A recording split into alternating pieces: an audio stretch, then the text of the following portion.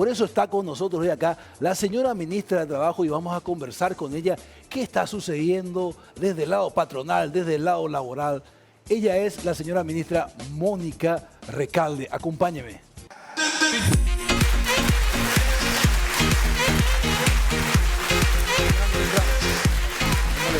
Bienvenida. Buenos días. Buenos días a todo el equipo también. Buen día, ministra. Un gusto estar aquí con ustedes. Privilegio para nosotros. Gracias por permitirnos estar aquí con nosotros un día viernes. Está hermoso, por fin llueve. Creo que eso trae bonanza, ¿verdad? Por supuesto, por fin la lluvia tan esperada, ¿verdad? Después de tantos días de días secos. Esto trae también bonanza y bueno, y muchas oportunidades también para poder revitalizar un poco el tema ambiental, ¿verdad? Que es tan importante. Es vital. Señora ministra, queremos hablar, es cierto, ahí lo más próximo es el Código Laboral, pero me gustaría hacer un breve paneo primero para que la teleaudiencia se renueva, decimos siempre en televisión. ¿Cómo está el tema de la empleabilidad en el Paraguay este primer año que pasó hace poco? ¿Nos puede hacer un refresh, por favor? Sí, por supuesto. Bueno, nosotros venimos avanzando de manera bastante positiva en tema de empleabilidad, en temas de formación y capacitación laboral. Llevamos a más de 140.000 personas capacitadas ya a través del SNPP y SINAFOCAL en los 17 departamentos. Esto tiene mucho que ver con la empleabilidad porque permite a la persona demostrar que tiene habilidades, que tiene competencias, y el SNPP y el SINAFOCAL son muy valorados por el mundo empresarial. Entonces, a partir de esto se da oportunidad. Y luego tenemos nuestro EmpleaPI, nuestra plataforma que fue premiada como una de las innovaciones de Latinoamérica. Y la próxima semana, en una semana aproximadamente, va a ser la entrega de los premios en donde Paraguay, Chile, Uruguay y El Salvador fueron galardonados justamente, así que Paraguay está en la vanguardia del tema de la intermediación. Es una primicia que te doy, todavía no lo hemos publicado, sí, porque nos enteramos ayer de la noticia, así que nuestra plataforma PI ha sido destacada a nivel latinoamericano. Ahí solamente quiero maximizar lo que está contando y que la teleaudiencia sepa. La plataforma, ¿en qué consiste y cómo esto que fue premiado? ¡Qué orgullo para el Paraguay! Sí, así mismo va a ser la entrega en la reunión de jefes de Estado en Quito la próxima semana. Y bueno, fue premiada por incorporar tecnología dentro del proceso de búsqueda de empleo. La plataforma EmpleaPI lo que hace es interconectar, las empresas suben sus vacancias, suben todo el perfil que requiere. Online, completamente online. Tuvimos 95.000 personas que se conectaron y más de 40.000 intermediaciones en lo que va del año. Pensamos llegar a 55.000 y bueno, y esto ha conectado muchísimos empleos de calidad por sobre todo, porque uno de los requisitos y que fue realmente resaltado en esta premiación es el filtro que le hacemos a las empresas con respecto a la calidad del empleo que ofrecen. Y bueno, y se vio que era una plataforma amigable, fácil, donde la gente crea su propio perfil, su propio currículum. Y bueno, y las empresas tienen la oportunidad de hacer ese proceso de selección previa intermediación que nosotros hacemos.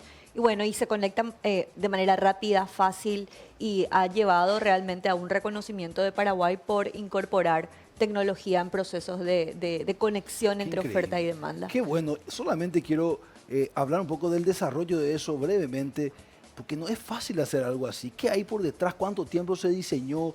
¿Qué capacidades se tuvo que contratar para que eso sea realidad? Bueno, realmente la plataforma EmpleaPI fue un desarrollo netamente institucional con los técnicos informáticos del ministerio y con el apoyo del MITIC. Hay que reconocer un gran apoyo dentro del diseño, dentro de las características de ciberseguridad, porque nosotros aglutinamos muchísima información pública y se lanzó en noviembre del año pasado.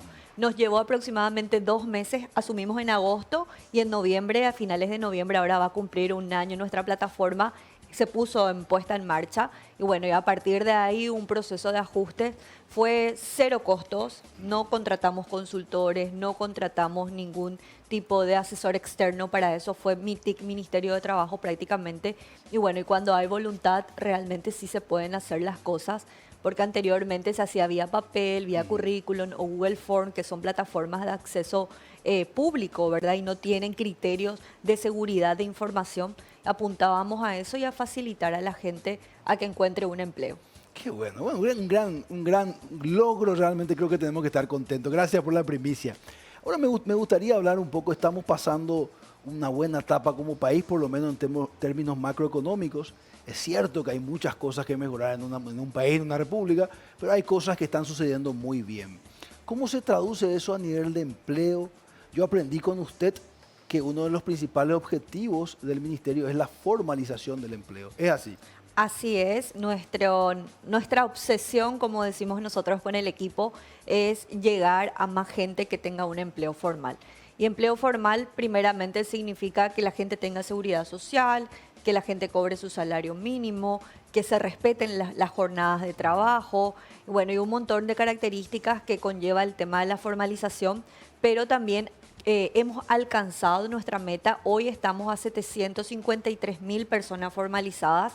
Empezamos con aproximadamente 705.000, entonces fue un avance muy importante esto con corte a septiembre y estamos estimando llegar a 765.000 personas formales. Queremos alcanzar las 40.000 personas, hoy estamos a 35.000 aproximadamente y bueno, esa es nuestra meta, 40.000 personas formales. Vamos a pasar nuestra meta del 5%.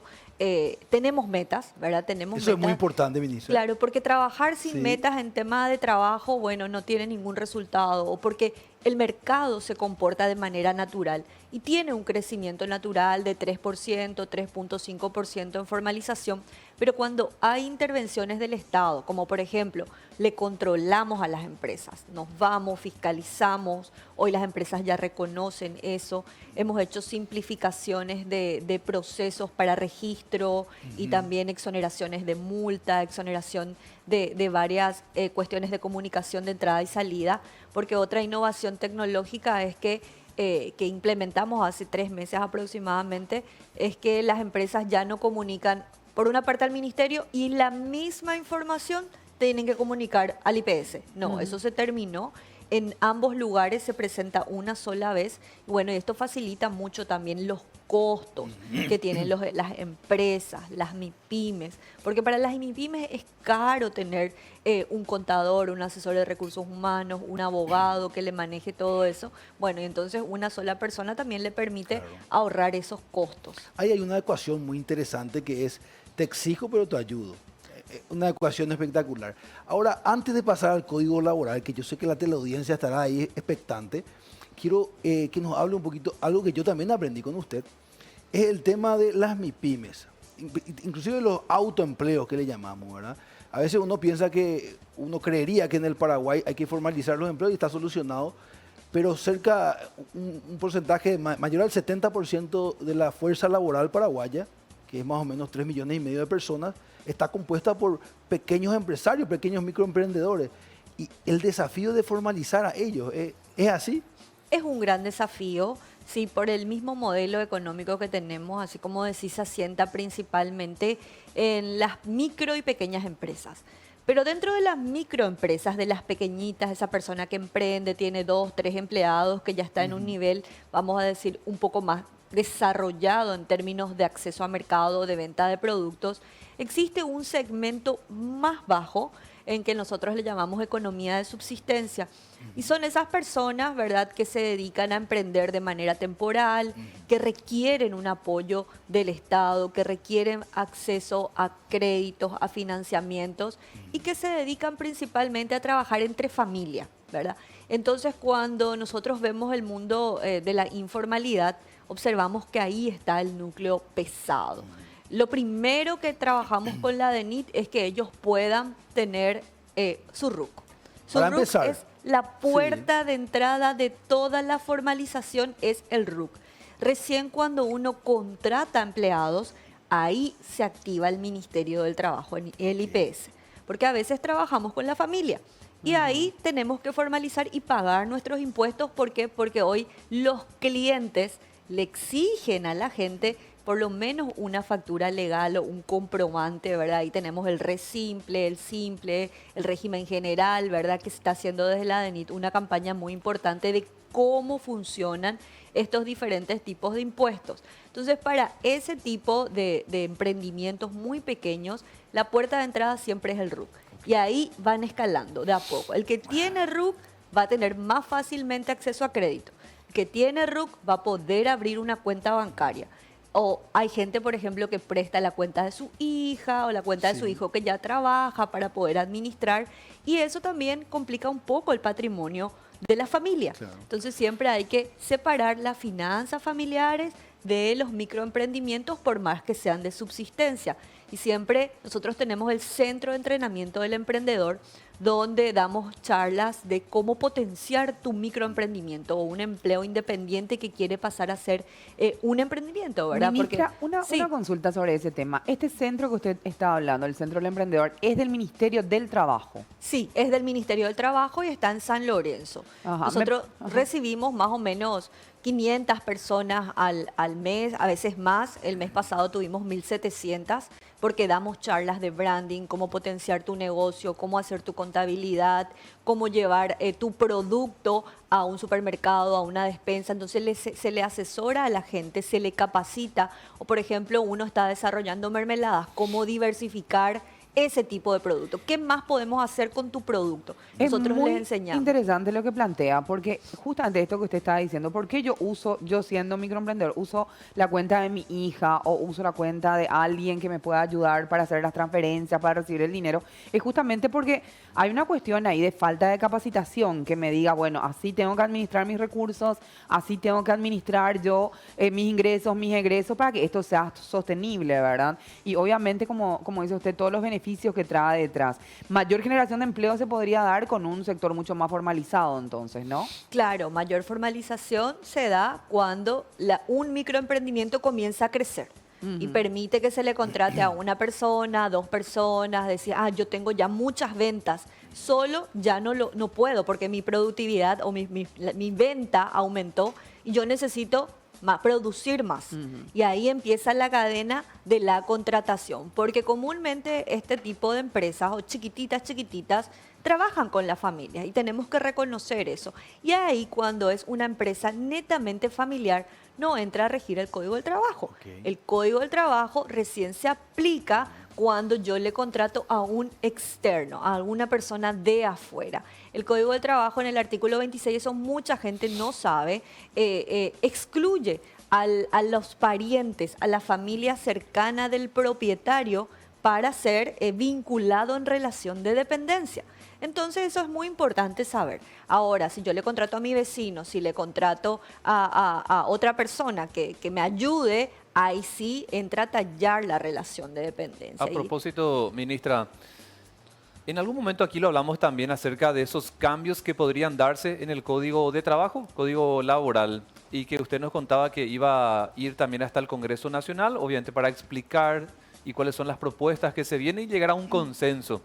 ¿Cuánto ya se pudo avanzar en esos posibles cambios, ministra? Bueno, nosotros tenemos una agenda, un cronograma de trabajo que vamos avanzando con los abogados laboralistas. Hace 2 días, el miércoles, se hizo la segunda reunión donde ya se está armando el rompecabezas de las propuestas, pero desde el punto de vista del sustento jurídico. Porque acuérdense que las decisiones y las propuestas finales y la última palabra la tienen los empresarios y los trabajadores. Pero el grupo de trabajo de abogados laboralistas lo que hace es apoyar con diferente tipo de propuestas, ¿verdad? Bueno, esta alternativa es la más viable, esto no corre riesgo de ser inconstitucional, esto protege estos derechos, tenemos que cuidar cualquier tipo de planteamiento que pueda afectar, por ejemplo, algunas cuestiones que retrotraen los derechos de los trabajadores.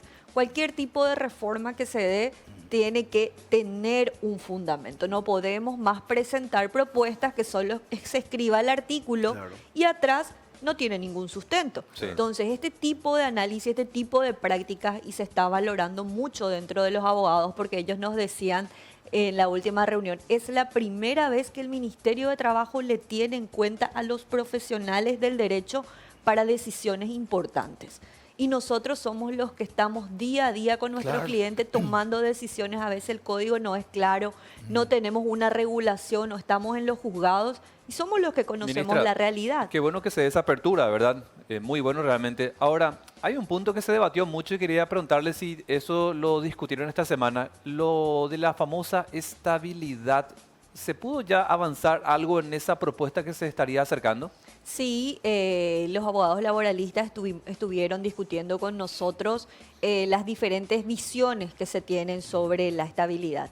Primero, coincidimos 100% todos que los derechos adquiridos de las personas con más de 10 años que están vigentes no se van a tocar, no se pueden retrotraer, ¿verdad? No, una persona que ya tiene 11, 12, 13 años en su trabajo, que se quede tranquilo que eso no va a afectar. Luego vieron propuestas intermedias, ¿verdad? Con respecto a cómo trabajar el tema de la estabilidad, cómo eliminar el tema de la judicialización.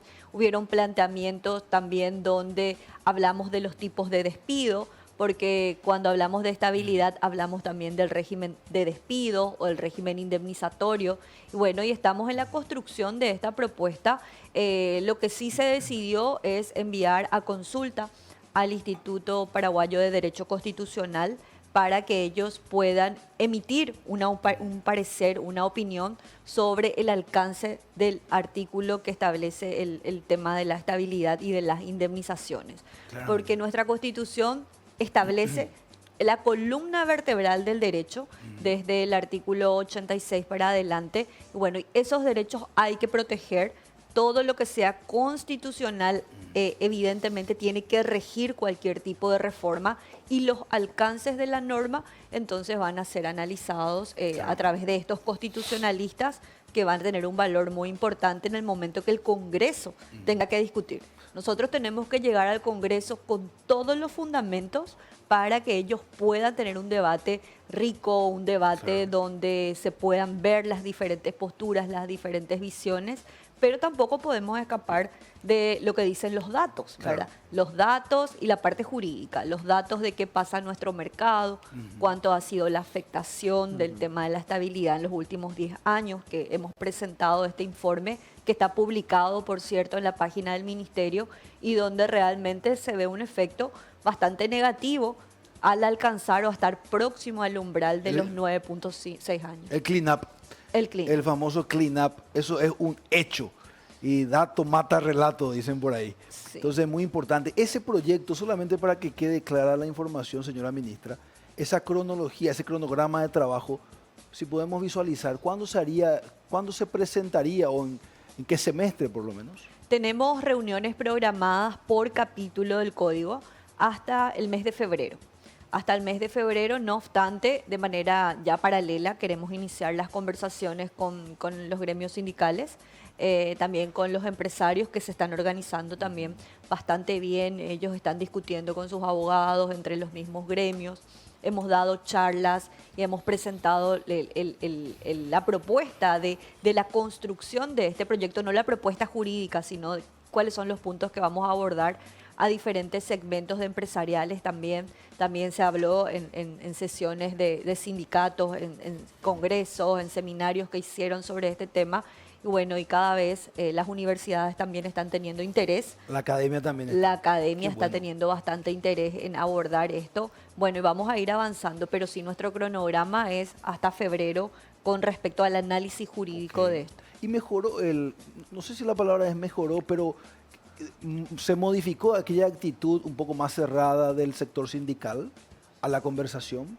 Las conversaciones con el sector sindical las ha tenido bastante cercanas el viceministro César Segovia. Él es el responsable de todo Sí. el entramado del mundo del trabajo y sindicatos.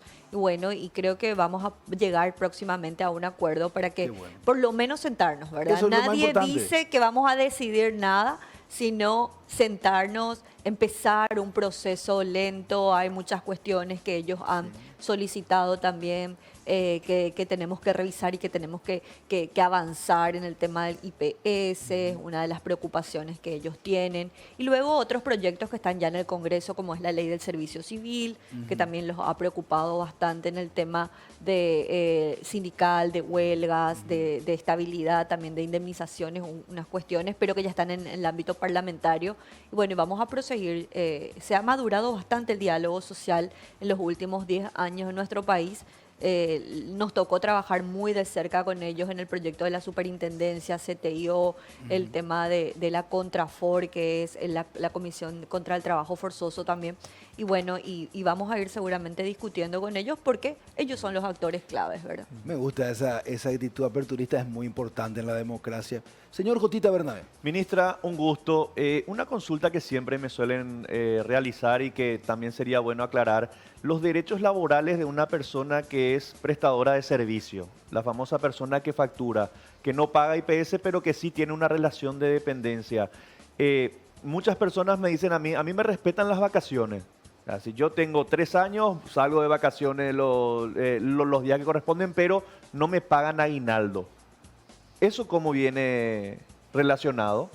Cuando una persona trabaja en un lugar y tiene un jefe que le da una orden y tienen los beneficios laborales, los elementos como vacaciones, el salario mensualizado, marca, cumple horario, ¿verdad? Porque esos son elementos de la relación laboral. Y tiene vacaciones. Vacaciones es un elemento propiamente de la relación de dependencia. Entonces, cuando ocurren estos hechos que son muy habituales, estamos ante un empleo asalariado encubierto. Por lo tanto, nosotros desde el Ministerio, cuando tomamos estos casos y, por ejemplo, le despiden a una persona y viene con su contrato de prestación de servicios, pero trae su liquidación de salario mensual, ¿verdad? Todos los pagos, que tuvo aguinaldo, que tuvo vacaciones, nosotros reconocemos esa relación como una relación de dependencia, porque el código es claro a la figura, entonces le corresponde una indemnización. Eso es muy importante saber, porque mucha gente al decir, no, yo estoy facturando, a mí no me corresponde indemnizaciones, no, sí le corresponde. Es más, hay fallos del juzgado, de los tribunales laborales, en los cuales este tipo de relaciones son determinadas como de relación de dependencia. Entonces, ahí también nosotros en los procesos de fiscalización, cuando detectamos que una persona está facturando, pero particularmente se dan salarios más altos, ¿verdad? Cuando gana 5, 6, 7, 8 millones, dicen, no, haceme nomás tu factura, yo no te meto. Los salarios más bajos se le mete al IPS o están en negro, ¿verdad? Entonces es más fácil incorporarlos. Pero sí estamos revirtiendo esas situaciones cuando encontramos en proceso de fiscalización o cuando detectamos a través de las denuncias que se dan en el ministerio. Entonces es una relación de dependencia. Okay. Bueno, yo tengo una pregunta que tiene que ver con que mañana, 19 de octubre, se conmemora el Día de la Prevención del Cáncer de Mama, ministra. Si nos podría dar un poquito, ¿cuáles son los derechos y qué permisos son los que yo como mujer tengo como para poder ir a hacerme los controles? Bueno, ahora gracias a las medidas que ha tomado el Ministerio de Salud, las mujeres tienen 2 días al año de permiso para hacerse las mamografías y pueden ir directamente sin una orden médica, ¿verdad? Eso es muy importante porque antes uno requería una orden para llevar al instituto o al lugar donde se tenía que hacer la mamografía y hoy directamente puede pedir permiso al empleador, puede tomar un turno y puede ir a hacerse.